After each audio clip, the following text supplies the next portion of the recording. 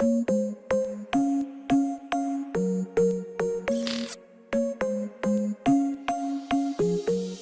guys, Jonathan here, super excited with an unboxing not only of the iPhone 7, but the 7 Plus as well.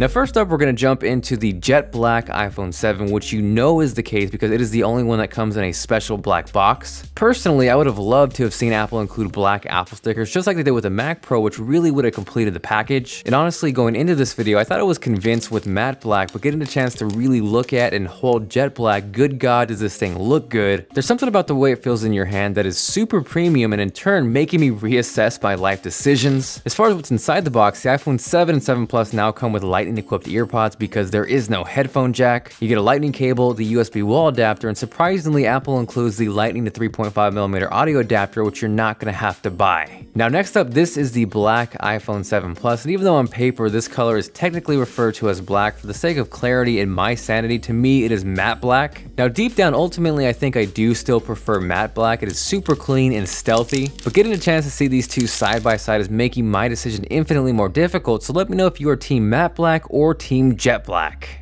Now the iPhone 7 and 7 Plus share a ton of things in common, but ultimately this is a comparison and my job is to hopefully help you decide which may be a better fit. So first I'm going to break down the differences. Now before I jump in honor of iPhone 7 week, starting today throughout the next week, there will be 7 chances to win an iPhone 7 or 7 Plus. So if you haven't yet, make sure you are subscribed, and it's probably a good idea to turn on notifications so you don't miss these upcoming uploads. And it's not required, but if you appreciate this chance, you're ready for an iPhone 7 or 7 Plus, and you're feeling like being awesome, make sure to smash that like button. Now first up, the obvious difference between the two is size. With the iPhone 7 Plus, you're getting a 5.5-inch 1080p display, and with the iPhone 7, you're getting a 4.7-inch 1334 by 750 display. Now side by side, as far as the display goes, there is no question the iPhone 7 Plus is more enjoyable. It's bigger, it's higher resolution. That's going to lead to an overall better experience whether you're playing games, watching movies, or consuming media. Now with the bigger display comes a bigger phone, which to me can be a little bit of a negative factor with the 7 Plus. The regular iPhone 7 to me is the perfect size for one-handed use, and I find sometimes with the 7 Plus I drop it because it is a little too big.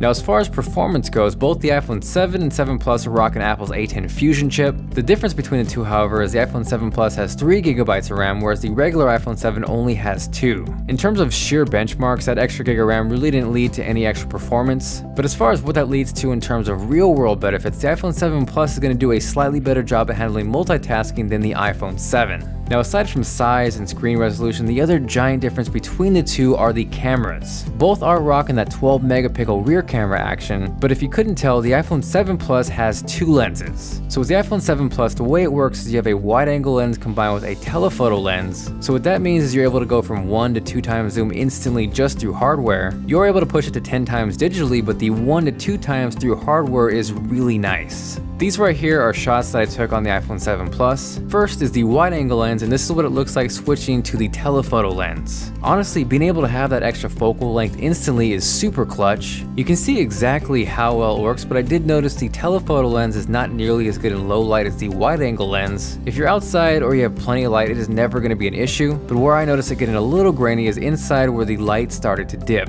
Overall though, super impressed with the cameras on the iPhone 7 Plus and 7. The obvious advantage with the 7 Plus is the dual lens, but on a positive note, with the iPhone 7, as far as video goes, it now has optical image stabilization. So now with that, you're not going to necessarily have to jump into a bigger phone to get that feature, but you are going to have to jump into a bigger phone if you want that dual lens setup. So here we're jumping over to the front-facing camera, which is now 7 megapixels. It's pretty windy up here, so it'll be interesting to see how it handles that, but let me know what you guys think of the quality with a comment down below.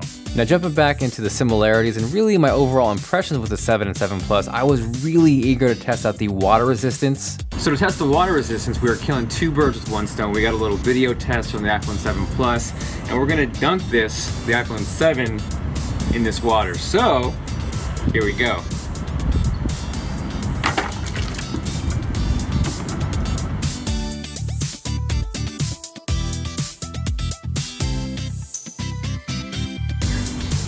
Cold.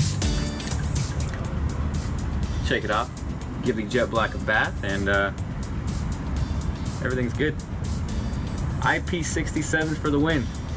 Now, stereo speakers are also something you get across the 7 and 7 Plus. Getting a chance to listen to these stereo speakers up close, they are definitely not mind-blowing by any means, to the point where we're going to want to replace a Bluetooth speaker, but compared to anything previously offered on any iPhone, it is miles better. Now lastly, the big difference between the 7 Plus and the 7 is battery life. I will say there are huge improvements to the 7 as far as battery life goes. Compared to the 6S, you're getting 2 more hours of battery life, whereas with the 7 Plus, you're only getting an hour over the 6S Plus. But at the end of the day, if I was going to pick one based solely off battery life, it would hands down be the 7 Plus. Without a doubt, you're going to be able to get through the entire day, which makes it really nice if you're on the road or you travel a lot. Aside from that, thank you guys very much for watching, and today there's a chance to win 2 iPhones, an iPhone 7 and 7 Plus. I'll be announcing the winners a week from today on Instagram, so all you gotta do is follow me there and leave a comment on the photo I linked down below. Again, if you haven't yet, make sure to subscribe because this is just the beginning. This is Jonathan, and I will catch you guys later.